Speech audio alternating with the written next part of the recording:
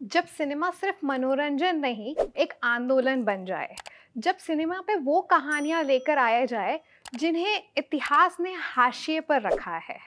आज हम बात कर रहे हैं फ़िल्म फूले की। ये वो कहानी है, वो सोच है, जिसने हमारे समाज की जड़ों को हिलाकर रख दिया था। आज हमारे साथ इस फ़िल्म के निर्देशक अनंत महादेवन यहाँ पे मौजूद हैं, जिन्होंने ऐतिहासिक जोड़ी की सोच को, कहानी को बड़े पर्दे पर लाया है, और प्रतीक गांधी हैं जिन्होंने उनकी किरदार को ढाला है और हम तक पहुंचाया है। तो हम उनसे इस फिल्म के बारे में बात करते हैं। ये बातचीत सिर्फ फिल्म के बारे में नहीं होगी, उस सोच के बारे में भी होगी जिसे आज भी लोगों तक पहुंचाने की जरूरत है।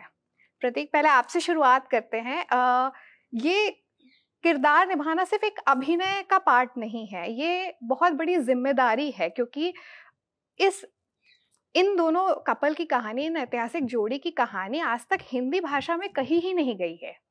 तो जब आप इस किरदार को प्ले कर रहे थे, जब आप इस कहानी को आपने सुना, तो तब आपको किस बात का डर लगा या कौन-सी चुनौती आपको लगी कि ये चुनौती मेरे सामने है? देखिए, डर तो नहीं लगा, आनंद बहुत मिला और बहुत खुशी इस बात की हुई कि मुझ तक ऐसा किरदार पहुँचा और मुझे एक किरदार निभाने का अवसर मिला। और जैसे आपने बहुत सही कहा कि जब ऐसा बड़ा अवसर मिलता है जीवन में, तो उसके साथ अ, उसकी रिस्पॉन्सिबिलिटी भी उतनी ही बड़ी होती है। और ये जो जवाबदेही है, वो ऐसी है जो शायद कोई बोलेगा भी नहीं, पर बतौर कलाकार आपको खुद समझना बहुत ज़रूरी है।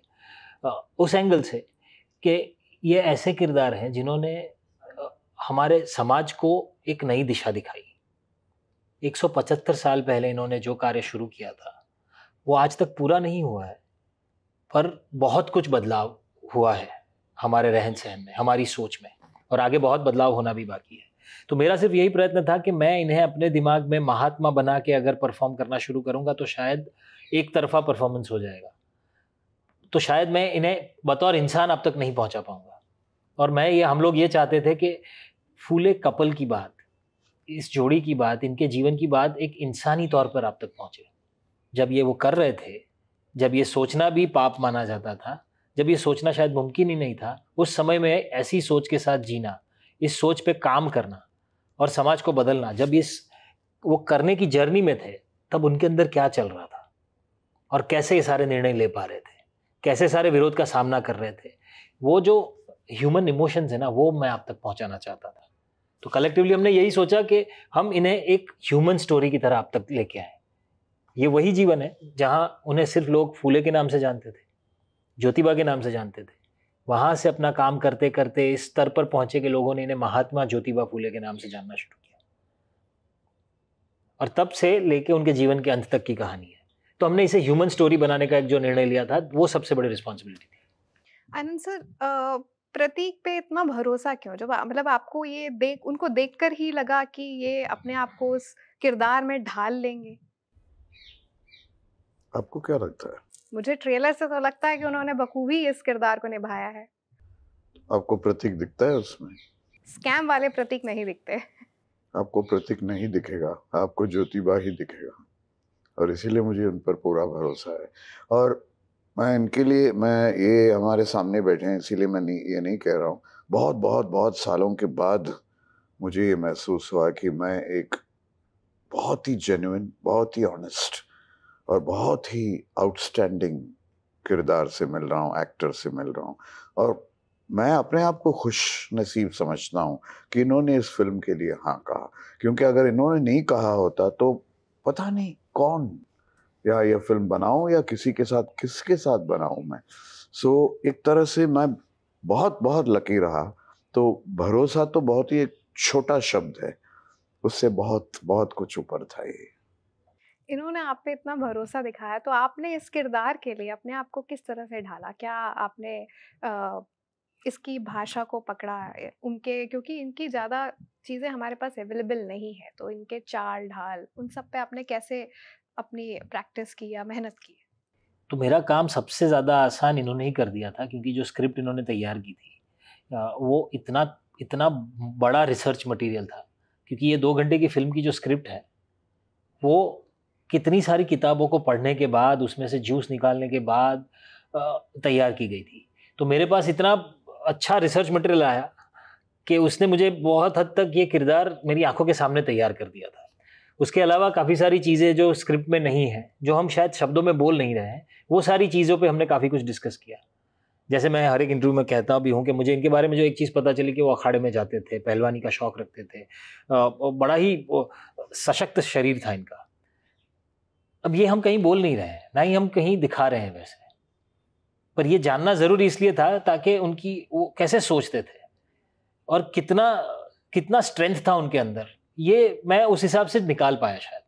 तो उसी की वजह से मैं उनके बॉडी लैंग्वेज को बना पाया, उनके चीज़ों को, जब वो उनकी आंखें भी घूमती है यहाँ से वहाँ, तो वो क्या खुमारी है अंदर, क्या स्ट्रेंथ है अंदर, वो आंखों में दिखना चाहिए बिना कुछ बोले।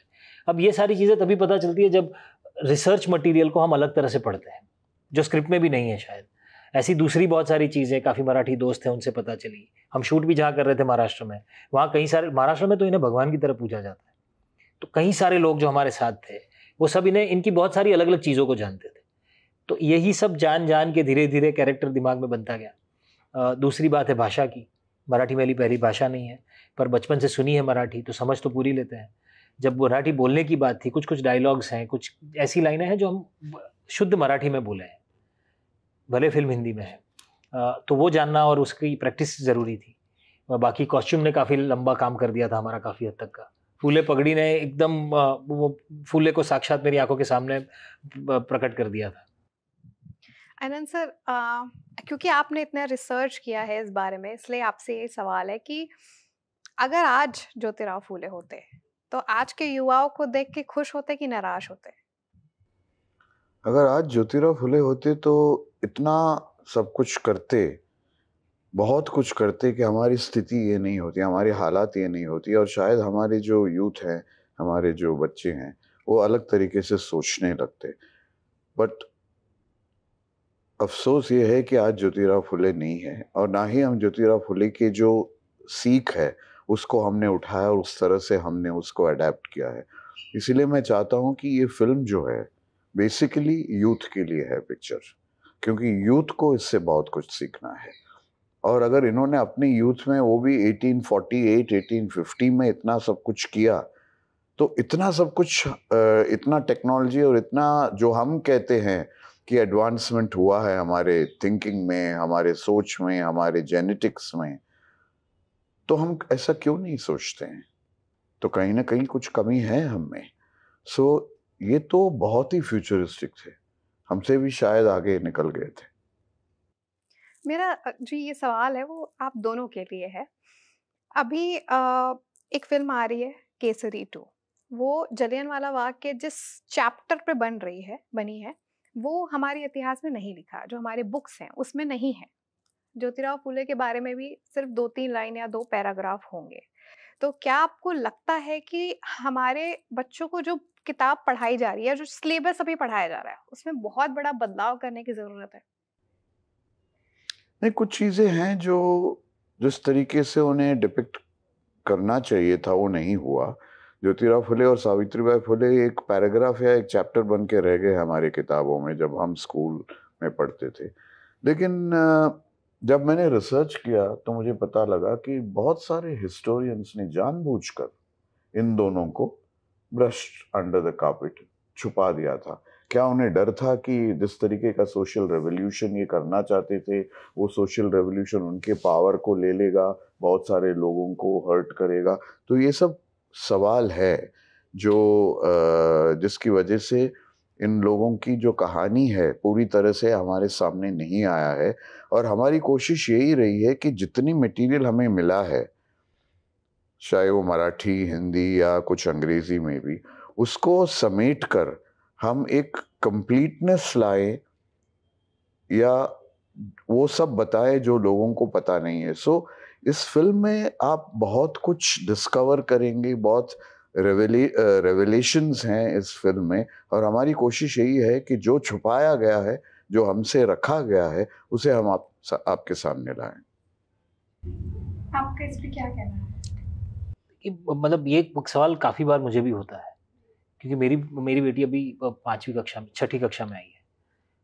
उन्होंने भी लास्ट ईयर उन्होंने भी ज्योतिबा फुले के ऊपर एक छोटा सा पैराग्राफ जैसा कुछ पढ़ा और उसी से पता चला उन्हें कि दे वर द रिफॉर्मर्स, पर उसके ऊपर कुछ नहीं है।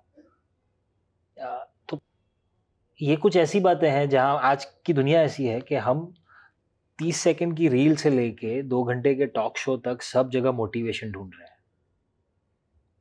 इतने मोटिवेशनल स्पीकर्स अपना पूरा करियर इस पे चला रहे हैं, जबकि इतना बड़ा मोटिवेशन हमारे हिस्ट्री में मौजूद है जिस पे हम पूरा एक चैप्टर भी नहीं पढ़ रहे हैं। तो सिर्फ ये एजुकेशन सिस्टम को दोष देना भी इतना लॉजिकल नहीं लगता मुझे, क्योंकि ऐसी तो बहुत सारी चीज़ें हैं जो शायद कभी स्कूल्स में इतनी नहीं पढ़ाई गई पर उसे घर में हमें पढ़ाया जाता है। रामायण या महाभारत को स्कूल में इतना डिटेल में कौन पढ़ा रहा है? कोई नहीं पढ़ा रहा। घर पे सब पढ़ाते हैं ना, क्यों? क्योंकि उसे धर्म से जोड़ा गया है। तो अगर ऐसे ही एटलीस्ट पेरेंट्स हम वो भी तो ये रिस्पॉन्सिबिलिटी लें कि आप अपने बच्चों को क्या बताना चाहते हो, कौन सा हिस्ट्री का ऐसा पार्ट है जो आप सच में बताना चाहोगे, which will motivate them to think deeper. So education एक बात है, दूसरा जो हम बोलते हैं घर के संस्कार या परवरिश की बात है, तो वो तो आई गेस हर एक पेरेंट्स के हाथ में है। सावित्रीबाई फुले और ज्योतिराव फुले की जोड़ी बहुत कमाल की थी। दोनों ने एक दूसरे को मोटिवेट किया, दोनों साथ में कंधे से कंधा मिला के चले। लेकिन जो आजकल हम देख रहे हैं वो हम देख रहे हैं कि आज भी जो मर्द होते हैं घर के, वो अपने घर की औरतों को बेवकूफ़ी मानते हैं। उन लोगों के लिए जो औरतों पे कमेंट्स करना होता है पब्लिकली जोक के तौर पे बड़ा आम होता है। इस पे आप लोगों को क्या कहना है? देखिए, इसमें आई डोंट नो, मर्द शायद हमेशा अपने आप को सुपीरियर जेंडर समझता है।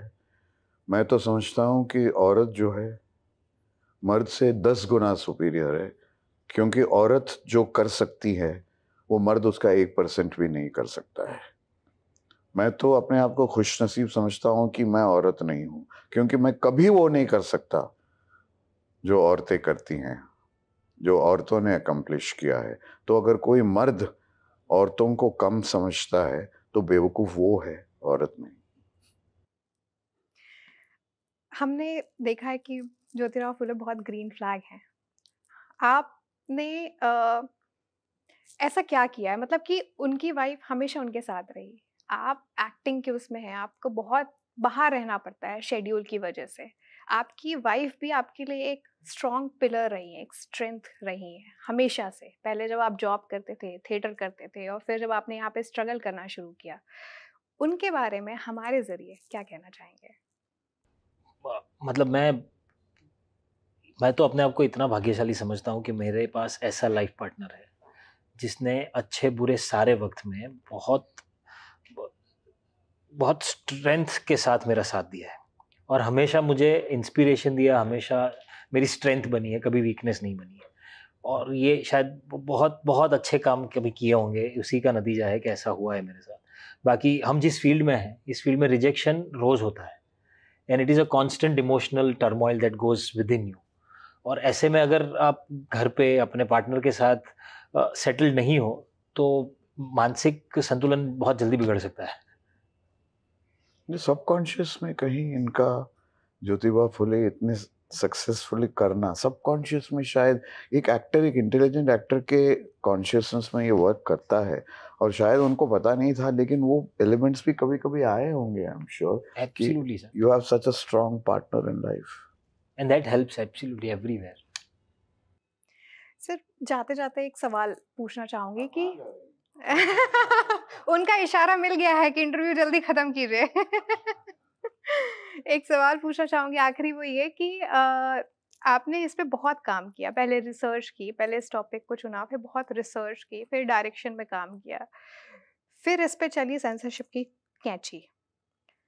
क्यों चलती है सर? क्योंकि जो लोग ये लोग काट रहे हैं फिल्मों में, जो पार्ट ये लोग काटते हैं या जिसको बदलाव करने की कोशिश करते हैं, वो तो सोशल मीडिया पर आए दिन उससे ज्यादा रहता है। जो जो यूथ, जो हमारी दर्शक हैं या जो हमारी ऑडियंस है, वो हर दिन देखती है। हर दिन क्या सर, वो लोग तो रील्स पे बैठे रहते हैं, वो लोग तो हर दिन देखते रहते हैं। फिर सेंसरशिप किस बात की कैंची चला रही है? ये सवाल आप सेंसर से क्यों नहीं करती? या कोई मीडिया वाले सेंसर से क्यों नहीं करता है ये, और क्यों नहीं पूछता है कि आपको जायज़ लगता है ये सब, या इससे कुछ फ़र्क पड़ने वाला है, या ऑडियंस को क्या इतने ये हैं कि वो समझते नहीं हैं, नासमझ हैं कि वो समझते नहीं हैं कि क्या क्या किया गया। तो ये सवाल एक बार कभी उनसे पूछ के देखिए और देखिए क्या जवाब मिलता है आपको।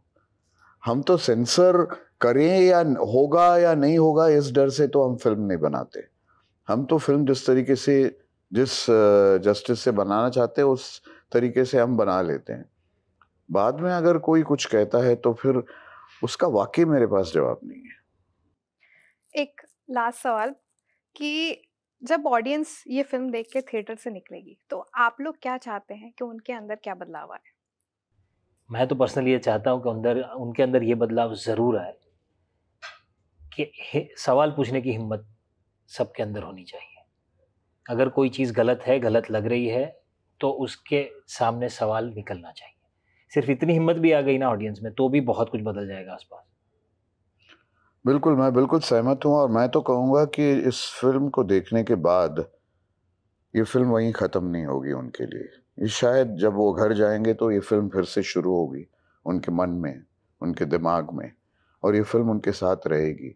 ये use and throw away pen नहीं है, ये वो फिल्म है जो आपके साथ बहुत साथ देगी, आपके दिमाग, आपके लाइफ में।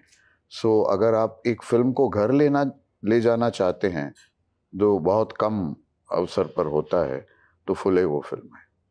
तो समझ लीजिए ये वो फिल्म है जो आपको सवाल पूछने पे मजबूर करेगी, जो आपके दिमाग को खोलेगी और सिर्फ आपको एजुकेट नहीं, आपको एंटरटेन भी करेगी। तो 25 अप्रैल को ये फिल्म रिलीज हो रही है, आप इसे थिएटर में देख सकते हैं। थैंक यू लाइव हिंदुस्तान के साथ बने रहने के लिए। Thank you very much. Thanks.